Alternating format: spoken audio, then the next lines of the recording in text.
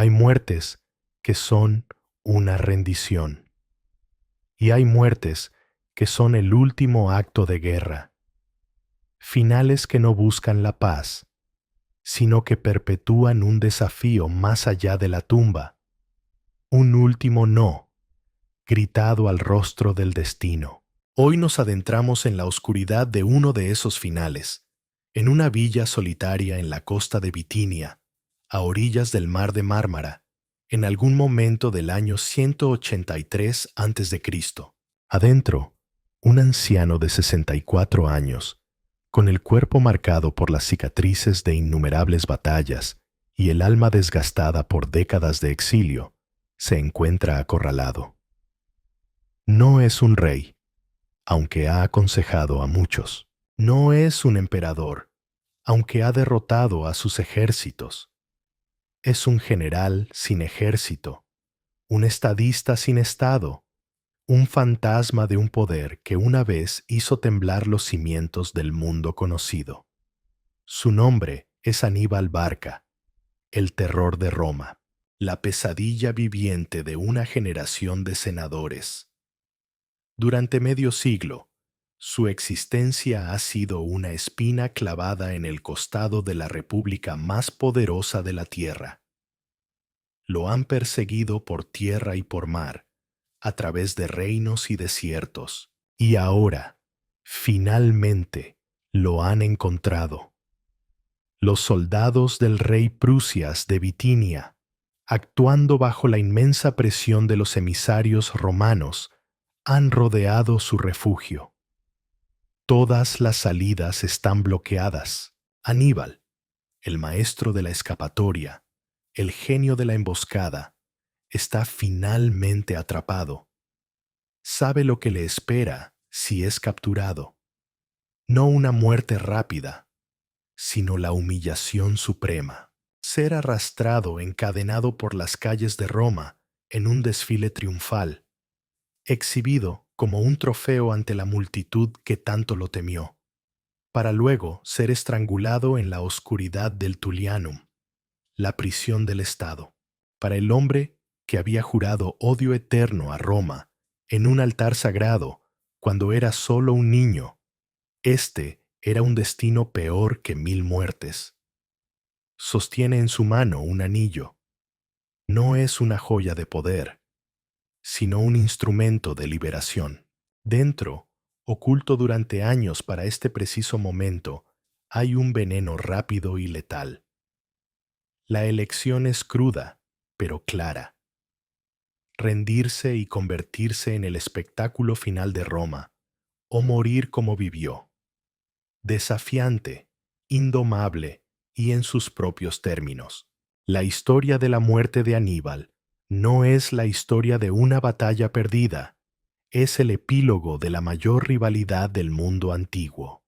Para entender por qué este hombre eligió el veneno en lugar de las cadenas, debemos recorrer el largo y sangriento camino que lo llevó a esa habitación solitaria.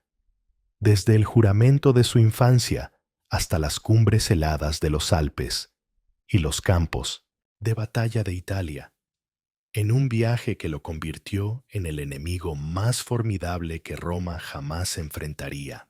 El odio de Aníbal hacia Roma no fue una elección, fue una herencia, un bautismo de sangre y fuego. Nació en el 247 a.C. en la ciudad de Cartago, la gran potencia marítima y comercial del Mediterráneo occidental. Era hijo de Amílcar Barca, apodado El Rayo, uno de los generales más brillantes de la Primera Guerra Púnica. Aníbal creció no con cuentos de cuna, sino con las historias amargas de la derrota. Escuchó cómo Cartago, la reina de los mares, había sido humillada por esa advenediza y tenaz república de campesinos y soldados del otro lado del mar, Roma. Vio cómo su patria había perdido sus ricas provincias en Sicilia y Cerdeña, y había sido obligada a pagar una indemnización de guerra aplastante. Su infancia transcurrió a la sombra de la revancha. Su padre, Amílcar, no aceptó la derrota. En lugar de languidecer en Cartago, llevó a sus ejércitos a la península ibérica con la intención de forjar un nuevo imperio para su ciudad, un trampolín desde el cual, un día, podría vengarse de Roma. Y se llevó a su hijo con él. La leyenda, relatada por los historiadores romanos Polibio y Livio, es una de las escenas fundacionales más poderosas de la historia. Antes de partir hacia Iberia, Amílcar llevó a su hijo Aníbal, de 9 años, al templo de Baal-Hamón, el dios principal de Cartago. Allí, sobre el altar sagrado, le hizo hacer un juramento solemne. Le hizo jurar que mientras viviera, nunca sería amigo de Roma y que usaría cualquier medio a su alcance para procurar su destrucción. Fue un juramento que definiría cada momento de la vida de Aníbal. En Iberia, el joven Aníbal no fue educado en las artes de la paz, sino en el oficio de la guerra. Creció en campamentos militares, entre soldados mercenarios de todas las razas y credos, íberos, celtas, númidas, baleares. Aprendió a hablar sus idiomas, a comprender sus costumbres, a ganarse su respeto. A diferencia de muchos generales aristocráticos, comía la misma comida que sus hombres. Dormía en el suelo, envuelto en una capa militar, y era siempre el primero en entrar en combate y el último en retirarse. Su padre, Amílcar, y su cuñado, Asdrúbal el Bello, que lo sucedió en el mando, le enseñaron no solo la táctica y la estrategia, sino también la diplomacia, la logística y, lo más importante, el arte de inspirar una lealtad fanática en un ejército, compuesto por hombres que no luchaban por una patria, sino por su general. Cuando Asdrúbal fue asesinado en el 221 a.C., el ejército, por aclamación unánime, eligió a Aníbal, de 26 años, como su nuevo comandante. No esperaron la confirmación del Senado de Cartago. Su lealtad era a la familia Barca, no al gobierno distante de la metrópoli. Aníbal era ahora el amo de un vasto y rico territorio en Iberia, y el comandante de un ejército veterano y formidable, el instrumento perfecto para cumplir el juramento de su infancia. El pretexto para la guerra no tardó en llegar. La ciudad de Sagunto, en la costa este de Iberia, era una aliada de Roma. Aníbal la vio como una provocación, una daga romana apuntando al corazón de su dominio. En el 219 a.C., tras un brutal asedio de 8 meses, tomó la ciudad y la masacró. Roma, indignada, envió una embajada a Cartago exigiendo que entregaran a Aníbal para ser juzgado. El Senado cartaginés, dividido entre la facción belicista de los Barca y una oligarquía comercial que temía otra guerra costosa, vaciló. El embajador romano, Quinto Fabio Máximo, en un gesto dramático, recogió un pliegue de su toga y dijo: «Aquí os traigo la guerra y la paz. Elegid la que queráis». Los cartagineses respondieron que eligiera él. Fabio dejó caer el pliegue y proclamó: «Entonces os damos la guerra». La Segunda Guerra Púnica había comenzado. Los romanos se prepararon para una guerra convencional. Enviarían un ejército a Iberia para enfrentarse a Aníbal y otro a África para atacar la propia Cartago. Esperaban que Aníbal luchara en su propio terreno, según las reglas. Pero Aníbal no tenía intención de jugar según las reglas de Roma. Tenía un plan de una audacia tan inconcebible, tan suicida, que nadie en Roma lo vio venir. No esperaría a que la guerra llegara a él. Él llevaría la guerra al corazón de Italia, y para hacerlo, realizaría una de las hazañas militares más legendarias de todos los tiempos. La pregunta que resonaba en los campamentos de Iberia no era si Aníbal lucharía, sino cómo llevaría un ejército que incluía docenas de elefantes de guerra a través de los Pirineos y, lo más imposible de todo, a través de las cumbres heladas de los Aupis. La marcha de Aníbal desde Iberia hasta Italia es una epopeya que desafía la imaginación. En la primavera del 218 a.C., partió de su base en Cartago Nova, la actual Cartagena, con un ejército de unos 90.000 infantes, 12.000 jinetes y, lo más famoso, 37 elefantes de guerra. Su primer obstáculo fueron los Pirineos, una barrera formidable defendida por tribus hostiles. Los superó con una mezcla de diplomacia, sobornos y combates brutales. Luego vino el río Ródano, un torrente ancho y rápido. Los romanos, bajo el mando del cónsul Publio Cornelio Escipión, padre del hombre que finalmente derrotaría a Aníbal, habían llegado a la desembocadura del río, esperando interceptarlo. Pero Aníbal, en una brillante maniobra de engaño, cruzó el río más al norte, construyendo enormes balsas para transportar a sus elefantes que estaban aterrorizados por el agua. Cuando Escipión se dio cuenta de que se le había escapado, quedó atónito. ¿A dónde podía ir Aníbal? La única respuesta era tan increíble que parecía una locura: los Alpes. Ningún ejército de esa escala había intentado jamás cruzar la espina dorsal montañosa de Europa, y menos aún con el invierno acercándose. Escipión envió a su propio ejército a Iberia para cortar las líneas de suministro de Aníbal, mientras él mismo regresaba a Italia, convencido de que Aníbal y su ejército perecerían en las nieves. El cruce de los Alpes en 15 días fue la prueba definitiva del genio y la voluntad de hierro de Aníbal. Fue una pesadilla logística y humana. Las estrechas sendas estaban cubiertas de nieve y hielo. Las tribus galas locales, como los alóbroges, los hostigaban constantemente, lanzando rocas desde las alturas y tendiendo emboscadas en los desfiladeros. Los hombres, en su mayoría africanos e íberos, acostumbrados a climas cálidos, sufrían terriblemente por el frío, el mal de altura y el hambre. Los caballos y las mulas resbalaban y caían al abismo. Los elefantes, aunque aterradores para las tribus galas, luchaban por encontrar comida y mantenerse en pie en el terreno traicionero.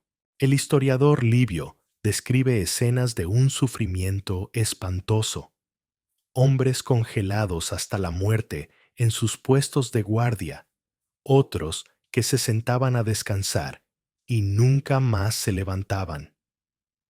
En un momento dado, una avalancha bloqueó el camino. Aníbal, según la dramática pero probablemente apócrifa historia de Livio, ordenó a sus hombres encender una hoguera gigantesca para calentar la roca y luego apagarla con vino agrio para resquebrajarla, abriendo un nuevo camino a través de la montaña. Más allá de la veracidad de la anécdota, el hecho es que lo logró. Tras 9 días de ascenso y 6 de descenso, Aníbal y los restos de su ejército emergieron en las llanuras del norte de Italia. Pero el precio había sido terrible. De los más de 100.000 hombres que habían partido de Iberia, ahora le quedaban apenas 20.000 infantes y 6.000 jinetes. Había perdido a casi la mitad de su ejército en el cruce. Casi todos sus elefantes habían perecido. Era un ejército fantasma, exhausto y congelado. Pero estaba en Italia. Había hecho lo imposible. La reacción romana fue de incredulidad seguida de una arrogante confianza. Se enfrentaban a un ejército mermado, lejos de sus bases y sin esperanzas de refuerzo. Enviaron a 2 ejércitos consulares para aplastarlo. El primer encuentro tuvo lugar en el río Tesino, donde la superior caballería númida de Aníbal, liderada por el brillante Majarbal, destrozó a la caballería romana. El propio cónsul Escipión resultó gravemente herido y fue salvado por la intervención de su hijo adolescente, el futuro Escipión el africano. Pocas semanas después, en el río Trebia, Aníbal demostró su genio táctico por primera vez a gran escala. Atrapó al impetuoso cónsul Tiberio Sempronio Longo en una trampa perfectamente ejecutada. Atrajo a los romanos a través del helado río Trebia a primera hora de la mañana, sin haber desayunado, y luego los atacó por el frente con su infantería y por los flancos con su caballería, mientras su hermano Magón, oculto en una emboscada, emergía por la retaguardia. Fue una aniquilación. Roma perdió a más de 20.000 hombres. Aníbal se había convertido en el amo del norte de Italia. En la primavera siguiente, en el 217 a.C., continuó su avance hacia el sur. Evitó a los ejércitos romanos que guardaban los Apeninos cruzando una región pantanosa y plagada de malaria, el Valle del Arno. La travesía de 4 días fue otra pesadilla. Los hombres caminaban con el agua hasta la cintura, sin poder dormir. Aníbal, que iba montado en el único elefante que le quedaba, contrajo una grave infección ocular, probablemente oftalmía, y perdió la visión de su ojo derecho. A partir de entonces, sería el temible general tuerto que aterrorizaría a Roma. Emergió de los pantanos y se dirigió hacia el corazón de Etruria, con el ejército del cónsul Cayo Flaminio pisándole los talones. Aníbal sabía que Flaminio era un político arrogante y demasiado confiado. Lo atrajo hacia el lugar perfecto para una emboscada, las orillas del lago Trasimeno, donde una estrecha llanura estaba flanqueada por el agua y por colinas boscosas. En una mañana de densa niebla, el ejército romano marchó directamente hacia la trampa. Cuando toda la columna romana estuvo dentro de la llanura, Aníbal dio la señal. Sus tropas, ocultas en las colinas, descendieron por todos lados. La batalla fue una masacre. Los romanos, atrapados, ciegos por la niebla y sin espacio para formar sus líneas, fueron aniquilados. 15.000 murieron, incluido el cónsul Flaminio. Otros 15.000 fueron capturados. Aníbal había destruido un tercer ejército consular. En menos de un año había infligido a Roma 3 derrotas devastadoras. El camino a la propia ciudad de Roma parecía abierto. El pánico se apoderó de la República. El terror anibálico había comenzado. La pregunta que todos se hacían en el Senado no era cómo derrotar a Aníbal, sino cómo sobrevivir a él. El desastre del lago Trasimeno sumió a Roma en un estado de pánico sin precedentes en su historia. Las puertas de la ciudad se cerraron. Las murallas se reforzaron. Las mujeres corrían por las calles llorando y abarrotando los templos. En el Senado reinaba un silencio sepulcral, roto solo por los lamentos de las familias que habían perdido a sus hijos, padres y maridos. En esta hora de crisis existencial, Roma recurrió a una medida extraordinaria, reservada solo para los momentos de máximo peligro. Nombraron a un dictador. El hombre elegido fue Quinto Fabio Máximo, el mismo que había declarado la guerra a Cartago. Fabio era un aristócrata de la vieja escuela, un hombre cauto, metódico, y todo lo contrario a los impetuosos cónsules que Aníbal había destruido. Comprendió una verdad fundamental. Aníbal era invencible en una batalla campal. Intentar enfrentarse a él directamente era un suicidio. Por lo tanto, ideó una nueva y frustrante estrategia, una que le valdría el apodo de Cunctator, el retrasador. La estrategia fabiana consistía en evitar a toda costa una batalla decisiva. En su lugar, el ejército romano seguiría a Aníbal a distancia, hostigando a sus partidas de forrajeo, cortando sus líneas de suministro y llevando a cabo una guerra de desgaste. Era una estrategia brillante desde el punto de vista militar, pero políticamente era un desastre. Los romanos, un pueblo orgulloso y agresivo, la veían como una cobardía. Se burlaban de Fabio, acusándolo de prolongar la guerra para mantenerse en el poder. Aníbal, por su parte, hizo todo lo posible para desacreditar a Fabio, arrasando la campiña italiana para demostrar que el dictador no podía proteger a sus propios ciudadanos.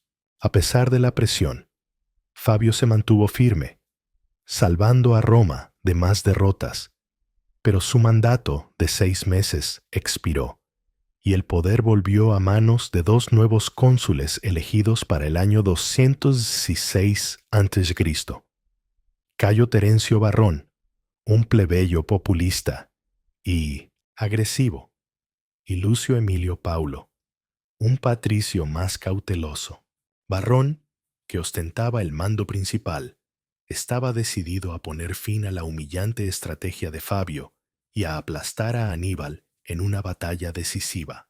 Reunió el mayor ejército que Roma había puesto jamás en el campo de batalla, 8 legiones, un total de unos 86.000 hombres. El enfrentamiento tuvo lugar en un día caluroso y polvoriento de agosto, en una llanura abierta cerca del pueblo de Canas, en Apulia. Aníbal, con un ejército de apenas 50.000 hombres, mucho más pequeño pero más experimentado, eligió el terreno a la perfección. Varrón, confiando en la superioridad numérica abrumadora de su infantería, cometió un error táctico fatal. En lugar de extender su frente para flanquear al ejército más pequeño de Aníbal, lo concentró en el centro, formando una falange increíblemente profunda y densa. Su plan era simple: usar su masa de hombres para abrirse paso a la fuerza a través del centro cartaginés. Aníbal previó esto y diseñó una de las obras maestras tácticas más grandes de la historia militar. Colocó a su infantería más débil, los galos e íberos, en el centro de su línea, formando un saliente convexo que se adelantaba hacia los romanos. En los flancos, colocó a su veterana infantería africana y en las alas a su caballería superior, liderada por Asdrúbal en el ala izquierda y Maharbal en la derecha. Cuando la batalla comenzó, las legiones romanas avanzaron como un ariete humano, chocando contra el débil centro de Aníbal. Tal como él había planeado, los galos e íberos comenzaron a ceder lentamente, retrocediendo de forma ordenada. El saliente convexo se convirtió en una concavidad, una bolsa. Los romanos, creyendo que estaban ganando, se adentraron cada vez más en la trampa. Mientras tanto, en las alas, la caballería de Aníbal destrozó a su contraparte romana, mucho más débil. Una vez que la caballería romana fue barrida del campo, la caballería pesada de Asdrúbal dio la vuelta por detrás del ejército romano y atacó a la caballería aliada en la otra ala. con toda la caballería romana destruida o en fuga, Aníbal ejecutó el movimiento final. Su caballería cargó contra la retaguardia de la infantería romana, que ahora estaba completamente rodeada. Al mismo tiempo, su infantería africana, que había permanecido en los flancos, giró hacia adentro y atacó los costados de las apiñadas legiones. La trampa se había cerrado. Lo que siguió no fue una batalla, sino una matanza. Los legionarios romanos, atrapados en un espacio tan reducido que apenas podían levantar sus espadas, fueron masacrados durante horas. El historiador Polibio describe una escena de horror indescriptible. El suelo se convirtió en un lodazal de sangre. Al final del día, entre 50.000 y 70.000 soldados romanos yacían muertos en el campo, incluido el cónsul Emilio Paulo, 80 senadores y una generación entera de la clase dirigente romana. Aníbal perdió apenas 6.000 hombres. Fue la derrota más devastadora en la historia de Roma. La noticia llegó a la ciudad, y esta vez el pánico fue total. Se declaró el luto nacional. Se prohibió llorar en público para mantener un mínimo de orden. Se llegó a recurrir a sacrificios humanos, enterrando vivos a 2 galos y 2 griegos en el foro, en un intento desesperado por apaciguar a los dioses enfurecidos. Tras la victoria, el comandante de caballería de Aníbal, Maharbal, lo instó a marchar inmediatamente sobre Roma. En 5 días, le dijo, cenarás en el Capitolio. Pero Aníbal, para asombro de sus generales, se negó. Carecía de equipo de asedio para tomar una ciudad tan fuertemente fortificada y esperaba que, tras una derrota tan aplastante, Roma pidiera la paz. Maharbal, frustrado, pronunció las famosas palabras: «Sabes cómo obtener una victoria, Aníbal, pero no sabes cómo usarla». Esta decisión de no marchar sobre Roma es el debate más grande y perdurable de la Segunda Guerra Púnica.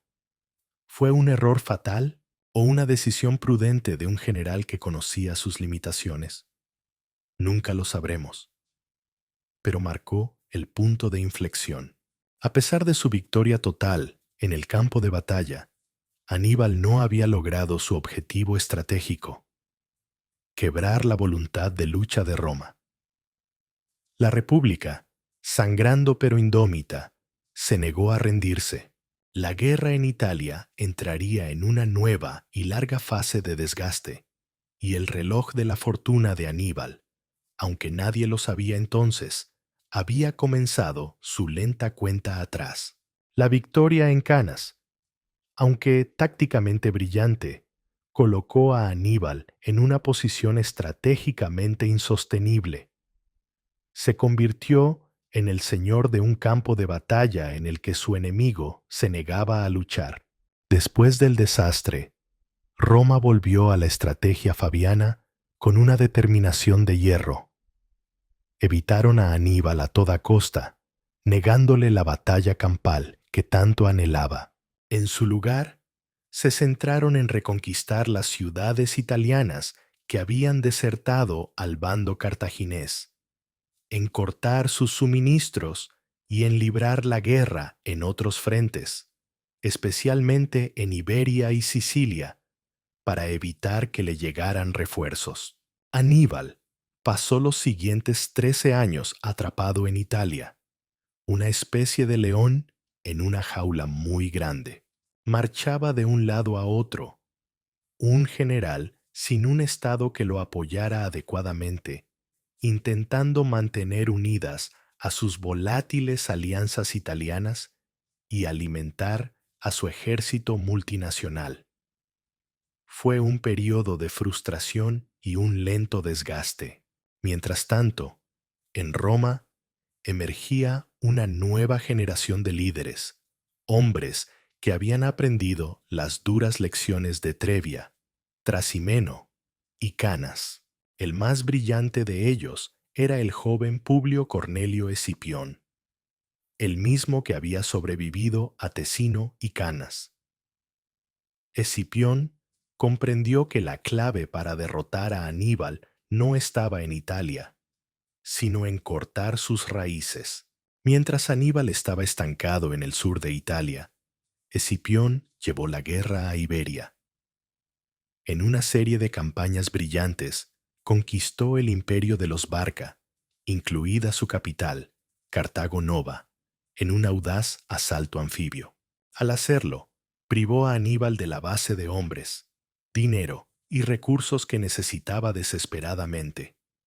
El golpe más devastador para Aníbal llegó en el 207 a.C. Su hermano Asdrúbal, siguiendo sus pasos, había logrado reunir un nuevo ejército en Iberia y cruzar los Alpes para unirse a él en Italia.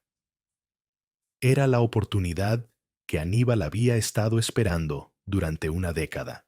La unión de los dos ejércitos podría finalmente haber inclinado la balanza.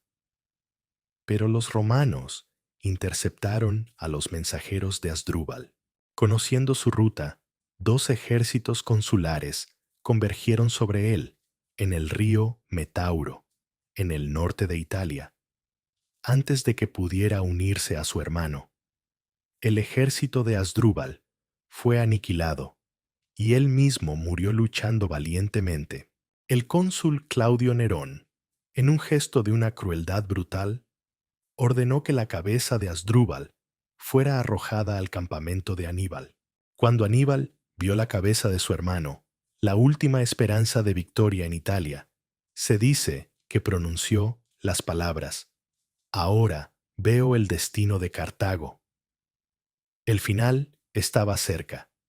En el 204 a.C., Escipión, ahora cónsul, dio el paso final y más audaz. Llevó la guerra a África, amenazando a la propia Cartago.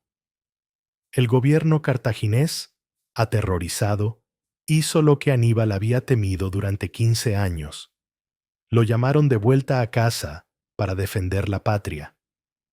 En el 203 a.C., Aníbal abandonó Italia. Se dice que miró hacia atrás, a las costas de la tierra que había sido su hogar y su campo de batalla durante tanto tiempo, y maldijo a los dioses y a los hombres por haberle negado la conquista final.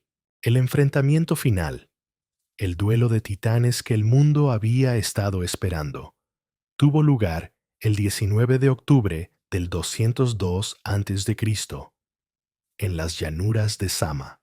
Aníbal, con un ejército compuesto en su mayoría por reclutas en bruto y los restos de sus veteranos de Italia, se enfrentó a Escipión, que comandaba un ejército romano curtido en la batalla, y, crucialmente, una caballería númida superior, liderada por el rey Masinisa, un antiguo aliado de Cartago que se había pasado al bando romano.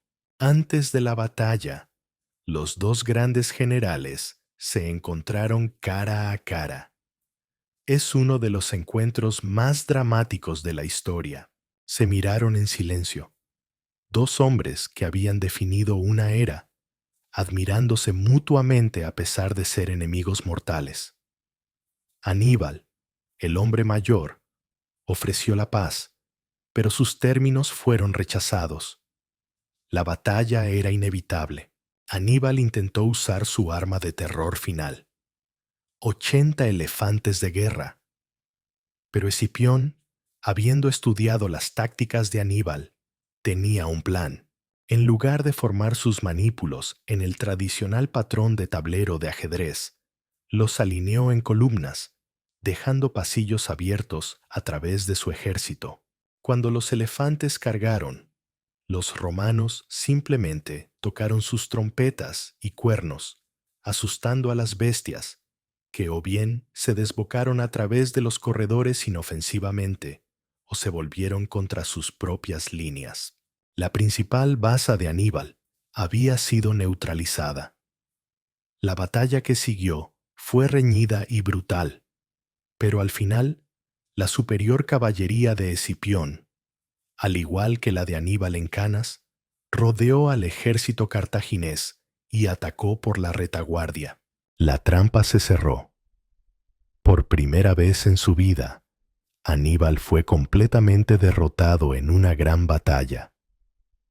Escapó por poco del campo, un hombre quebrantado.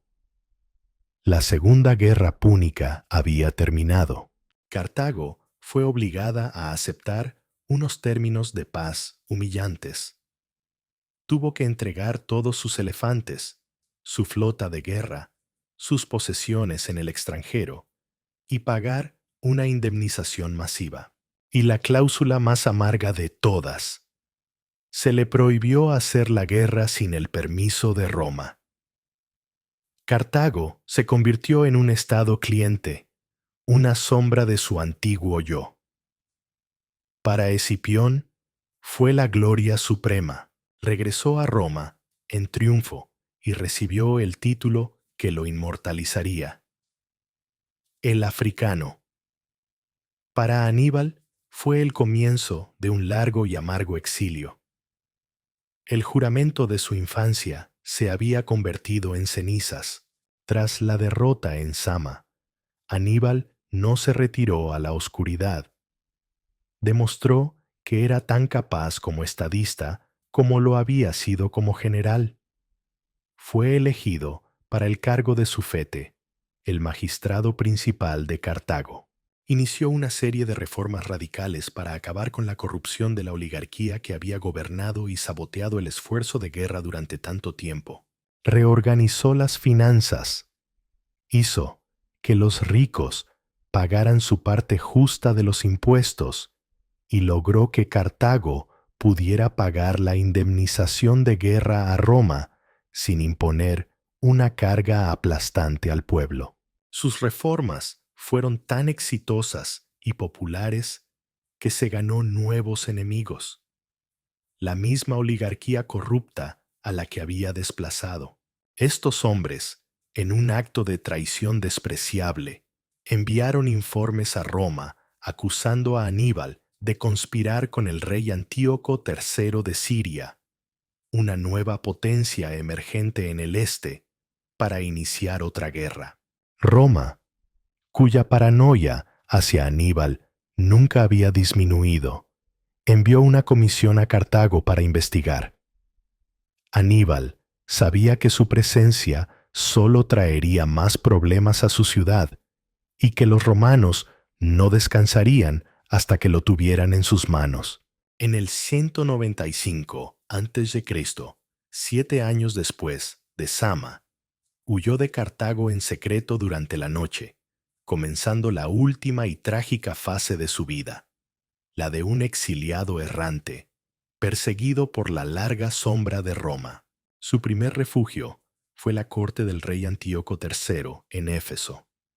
Antíoco, que albergaba sus propias ambiciones de expandirse hacia el oeste, recibió a Aníbal con los brazos abiertos. Aníbal se convirtió en su principal consejero militar, instándolo a invadir Italia y advirtiéndole que la única forma de derrotar a Roma era en su propio suelo.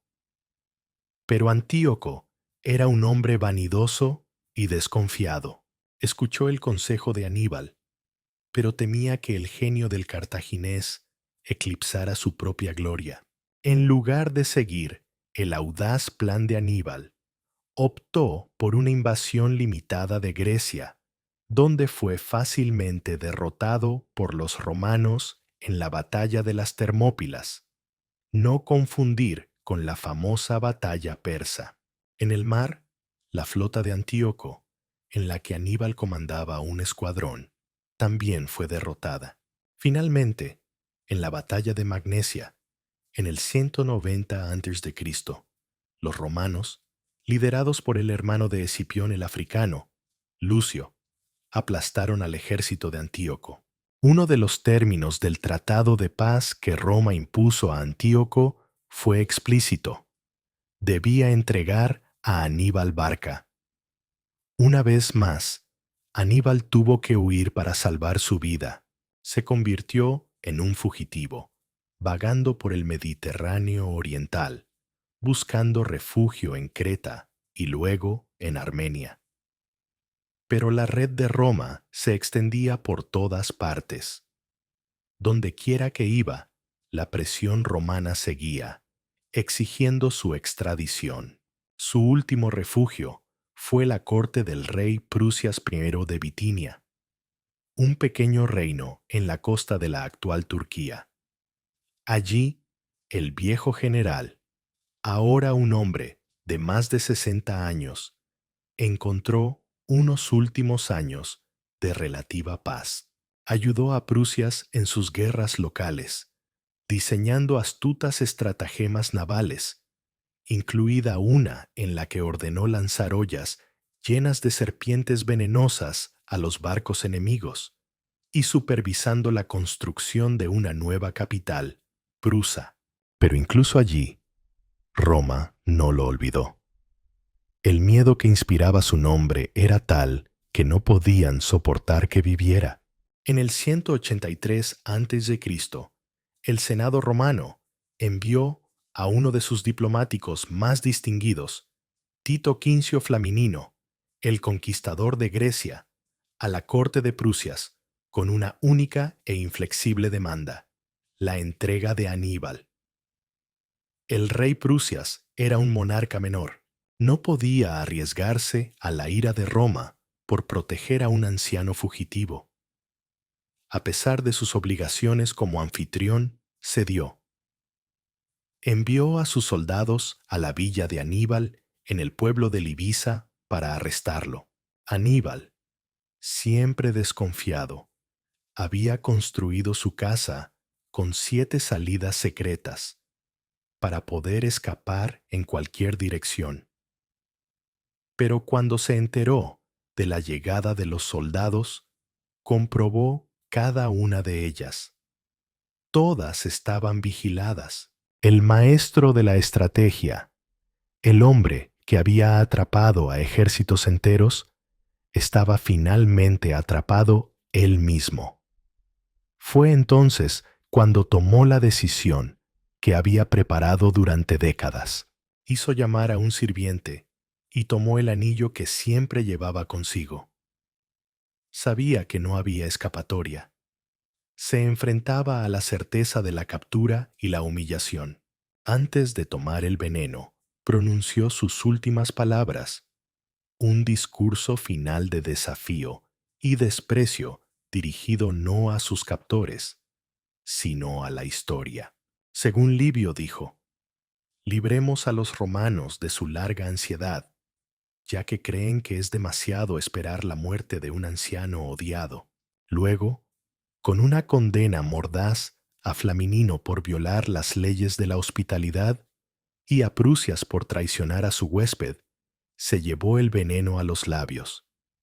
El veneno, probablemente un compuesto a base de cicuta o acónito, actuó rápidamente. En cuestión de minutos, el hombre que había sido la mayor pesadilla de Roma, el general que había aniquilado a sus legiones y había hecho temblar sus murallas, yacía muerto en el suelo de una villa anónima, en un reino olvidado, a miles de kilómetros de su hogar. Murió no por la espada de un legionario, sino por su propia mano, eligiendo la muerte antes que el deshonor. El cadáver de un enemigo tan formidable es un símbolo poderoso. La noticia de la muerte de Aníbal fue recibida en Roma con una mezcla de alivio y, en algunos círculos, una pizca de vergüenza. Muchos senadores sintieron que perseguir a un anciano exiliado hasta la muerte era indigno de la majestad de Roma. El propio Escipión el africano, que siempre había mostrado un profundo respeto por su gran rival, había muerto unos meses antes, casualmente en el mismo año, también en un exilio autoimpuesto. amargado por el trato que había recibido de sus propios compatriotas. La muerte de los dos grandes antagonistas en el mismo año marcó el fin definitivo de una era. El rey Prusias, para apaciguar a los romanos, enterró a Aníbal con los honores debidos. Su tumba, cerca de Libisa, se convirtió en un lugar de interés durante siglos. Se dice que el emperador romano Septimio Severo, él mismo de origen norteafricano, más de 300 años después, hizo cubrir la tumba con una losa de mármol blanco, en un gesto de homenaje tardío. El impacto inmediato de su muerte fue, en cierto modo, silencioso. El mundo que Aníbal había conocido ya había desaparecido. Cartago era una ciudad impotente y el poder de Roma era incontestable. Su muerte no cambió el equilibrio de poder, simplemente eliminó un recordatorio incómodo de la vulnerabilidad pasada de Roma. Pero a largo plazo, la consecuencia más profunda de la vida y muerte de Aníbal fue su efecto en la propia psique romana, el metus Annibalicus, el miedo a Aníbal, se convirtió en una parte indeleble de la conciencia romana. Se convirtió en el hombre del saco, el monstruo con el que las madres asustaban a sus hijos. Hannibal ad portas. Aníbal está a las puertas. Se convirtió en una exclamación de pánico utilizada durante generaciones para describir cualquier peligro inminente. La trauma de Canas y la amenaza existencial que él representó endurecieron a Roma. La hicieron más implacable, más militarista y, en última instancia, más decidida a no permitir que ningún poder rival volviera a amenazarla de esa manera.